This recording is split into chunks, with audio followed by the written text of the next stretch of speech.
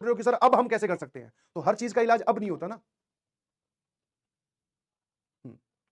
तो आपके पास में टाइम आपके पास में आने वाला है, और सबसे बड़ा टाइम फ्रेम का विंडो बताता हूं, ठीक है। जिन लोगों को लग रहा है ना अभी भी कि जिनका बहुत बड़ा मेजर बैकलॉग है और उनके पास में टाइम नहीं है, क्लास 11th आपकी खत्म हो जाएगी मेरे ख्याल से फेब फर्स्ट वीक में, और उसके बाद में आपके स्कूल के एग्जाम्स हैं और बहुत सारी चीजें हैं।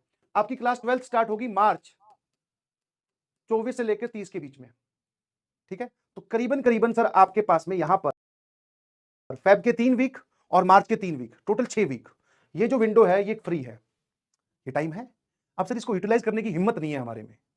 इस टाइम पे सर हमें घूमने जाना होता है, नानी के घर, दादी के घर, दोस्तों के साथ घूमना, 12th की प्लानिंग करना, अपने आप को फेक मोटिवेशन देना कि 12वीं में कर लूंगा, अब ऐसे कर दूंगा, अब वैसे कर दूंगा। हम उसमें खोए रहते हैं, पढ़ना थोड़ी ना होता सर इसमें। तो टाइम आपके पास है, आप सिर्फ एक बहाना बना रहे हैं।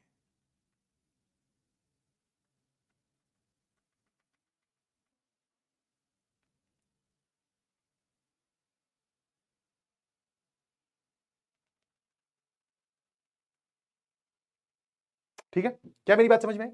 यस, तो टाइम है, जिनके पास मेजर बैकलॉग है उनके लिए भी टाइम है भाई। These are the golden periods, ये क्लास 11th खत्म होने के बाद में और क्लास 12th स्टार्ट होने से पहले।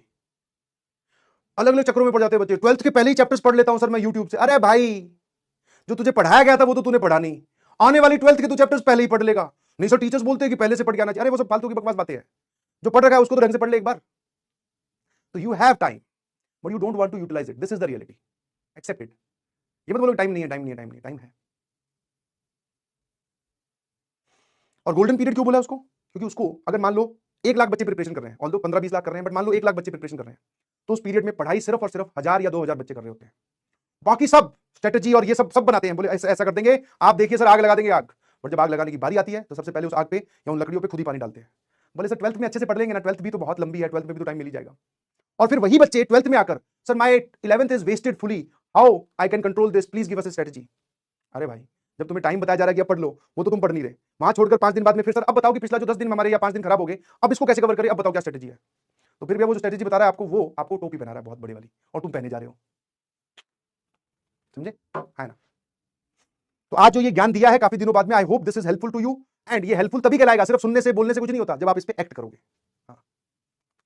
वरना मंडे का, न्यू ईयर का, एक नई शुरुआत का बहुत सारे लोग वेट कर रहे हैं, आज तक तो उनको मिली नहीं। हाँ, कभी ऐसी सर उनकी जिंदगी में कभी वो सुनहरी सुबह आई नहीं जिस दिन खुद एकदम छलांग मार के खड़े हो जाए, बोले